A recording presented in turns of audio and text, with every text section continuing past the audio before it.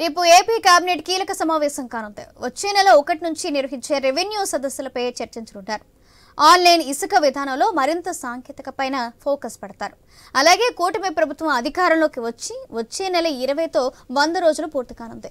ప్రభుత్వం ఇప్పటి వరకు నిర్వహించబోయే కార్యక్రమాలు కూడా అజెండా కాబోతున్నాయి. ప్రధానంగా 2025-26 బడ్జెట్పై ఇప్పటి నుంచే ఫోకస్ పెట్టబోతుంది కూటమి ప్రభుత్వం. అలాగే ఇవాళ చంద్రబాబు దేవాదాయ శాఖ సమీక్ష నిర్వహించడంతో పాటు విజన్ 2047 రూపకల్పనపై నీతి ఆయోగ్ ప్రతినిధులతో చర్చిస్తారు.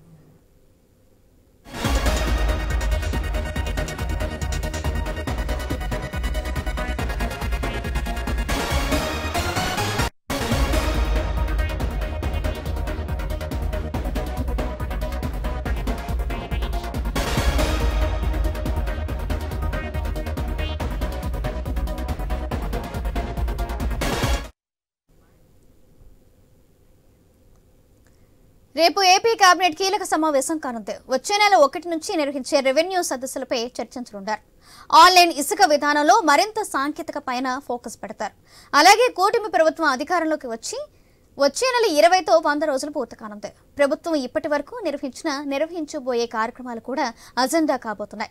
ప్రధానంగా 2025-26 బడ్జెట్పై ఇప్పటి నుంచే ఫోకస్ పెట్టబోతుంది కూటమి ప్రభుత్వం. అలాగే ఇవాళ చంద్రబాబు దేవాదాయ శాఖపై సమీక్ష నిర్వహించడంతో పాటు విజన్ 2047 రూపకల్పనపై నీతి ఆయోగ్ ప్రతినిధులతో చర్చిస్తారు ముఖ్యమంత్రి. ఈ విషయానికి సంబంధించి మరింత సమాచారం మా ప్రతినిధి హరీష్ అందిస్తారు. హరీష్,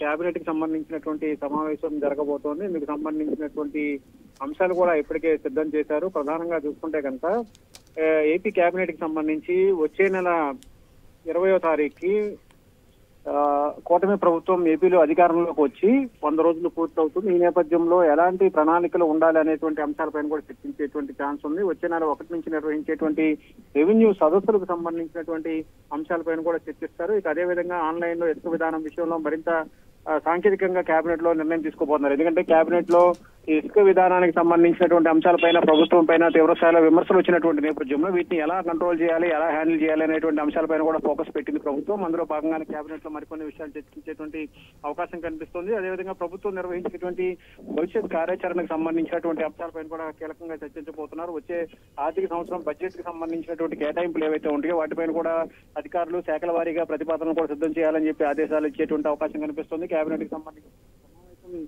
కీలకంగా మారుతున్నటువంటి పరిస్థితి కనిపిస్తుంది. ఎందుకంటే కూటమి ప్రభుత్వం వచ్చిన తర్వాత ఎన్నికల్లో ఇచ్చినటువంటి హామీలకు సంబంధించి మహిళలకు ఉచిత బస్సుకు సంబంధించినటువంటి అంశాలు, అదేవిధంగా వివిధ రకాలైనటువంటి పథకాలకు సంబంధించినటువంటి పథకాలకు సంబంధించి ఇప్పటికీ అన్నా క్యాంటీన్లు ఓపెన్ చేసినటువంటి నేపథ్యంలో ఆర్థిక పరమైనటువంటి అంశాలు చాలా ఇబ్బందికరంగా ప్రభుత్వానికి మారినటువంటి సిచ్యువేషన్ కనిపిస్తున్నటువంటి వీటన్నిటిపైన ఎలా ముందుకు వెళ్లాలనేటువంటి అంశాలపైన కేబినెట్ లో అయితే స్పష్టంగా చర్చించేటువంటి అవకాశం అయితే కనిపిస్తోంది. సౌజన్య.